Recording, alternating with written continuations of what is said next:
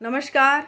कल है रवि प्रदोष व्रत यानी त्रयोदशी पड़ रही है और त्रयोदशी को जो भी वार पड़ता है उसी को हम प्रदोष के व्रत में नाम आ जाता है। जैसे सोमवार को पड़ता है तो सोम प्रदोष, रविवार को पड़ रहा है इस बार तो रवि प्रदोष का व्रत है। ये भगवान भोलेनाथ की आराधना की जाती है इस दिन।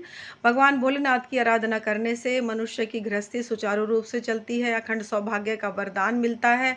यदि कोई आपकी मनोकामना बहुत दिनों से पूरी नहीं हो रही है तो वो मनोकामना आपकी पूरी हो जाती है और रवि प्रदोष का व्रत मनोकामना की पूर्ति के लिए बहुत ही सहायक सिद्ध होता है। तो क्योंकि इसमें सूर्य भगवान की भी कृपा प्राप्त होगी आपको और रवि प्रदोष का व्रत और भगवान भोलेनाथ की कृपा के पात्र भी आप बनेंगे। तो आप क्या करें कि एक अच्छी शुद्ध मिट्टी लेकर तुलसी का क्यारा छोड़कर मतलब किसी भी अच्छे साफ सुथरे उसमें गमले में से आप मिट्टी को ले सकते हैं, या आपने गंगा या यमुना की जगह की मिट्टी घर में लाई हुई है तो आप छोटा सा शिवलिंग बनाएं मिट्टी का। शिवलिंग बनाने के बाद उस पर आप भगवान को सफ़ेद फूल चढ़ाएं, आखड़े का फूल चढ़ाएं और भगवान भोलेनाथ को आप धतूरा भांग इस तरह से, यदि भांग आप इस समय नहीं मिल रही है गर्मी में तो अगर यदि भांग का कोई आपके पास चूरा रखा है तो चूर्ण जो होता है भांग का वो भी आप भगवान भोलेनाथ को चढ़ा सकते हैं। भस्म भी भगवान भोलेनाथ पर अर्पित की जाती है। आप भगवान भोलेनाथ के ऊपर गंगा का जल भी चढ़ा सकते हैं, गंगा जल। इस तरह से आप भगवान भोलेनाथ को ये चीज़ें चढ़ाएं और भगवान भोलेनाथ को खीर का भोग भी लगा सकते हैं आप, और भगवान भोलेनाथ के मनपसंद जैसे हलवा है वो भी बनाकर आप खिला सकते हैं। फल का भोग भी लगा सकते हैं, जैसे ऋतु फल है तो आप ऋतु फल भी भगवान भोलेनाथ को जो इस ऋतु में चल रहे हैं वो फल भी आप चढ़ा सकते हैं भगवान भोलेनाथ पर।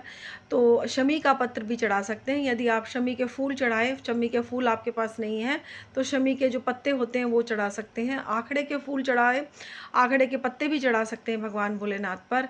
आप इस तरह से भगवान भोलेनाथ की पूजा करेंगे तो आपको भगवान भोलेनाथ की कृपा की आपको प्राप्ति भी होगी और आपकी जो कोई भी मनोकामना होगी वो आपकी मनोकामना भी अवश्य पूरी होगी। तो इस तरह से आप भगवान भोलेनाथ को सफ़ेद चंदन आप और अक्षत भगवान भोलेनाथ पर अर्पित करें, सफ़ेद चंदन चढ़ाएं। आप भगवान भोलेनाथ के ऊपर जैसे मैंने आपको बताया गंगा का जल, तो इस तरह से मैंने आपको जो सारी चीज़ें बताई हैं इस तरह से आप भगवान भोलेनाथ को चढ़ाकर आप अपनी पूजा को सार्थक बनाएं। तो आप कीजिए ये काम। आप भगवान भोलेनाथ को पंचामृत का भोग भी बनाकर, यदि आप मतलब बाहर कहीं नहीं जा सकते या आप फल खरीदने में भी असमर्थ हैं तो पंचामृत जैसे दूध दही घी शहद शक्कर इस तरह से आप भगवान भोलेनाथ को ये बनाकर ये चढ़ाने से आपकी कोई भी मनोकामना हो वो आपकी मनोकामना अवश्य ही पूर्ण होगी। ये भगवान भोलेनाथ का शिव महापुराण का मैं आपको बता रही हूँ।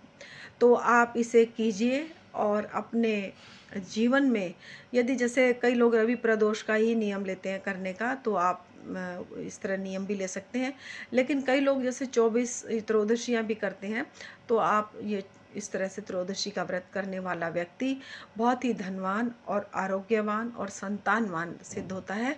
ये काफ़ी कुछ देखा भी गया है और शिव महापुराण में इसकी चर्चा भी बताई गई है। तो क्या नहीं है जो त्रयोदशी का व्रत करते हैं उन्हें इस कली काल में हर तरह का सुख प्राप्त होता है। तो जिन लोगों ने इस व्रत को नहीं किया है वो भी इस व्रत को आरंभ कर सकते हैं, और यदि कोई जो लोग कर रहे हैं वो तो बहुत ही भड़भागी और धनभागी हैं। तो आज के लिए इतना ही। कल फिर मिलूँगी एक अच्छी सी वीडियो के साथ। तब तक के लिए नमस्कार। जय माता की। हर हर महादेव।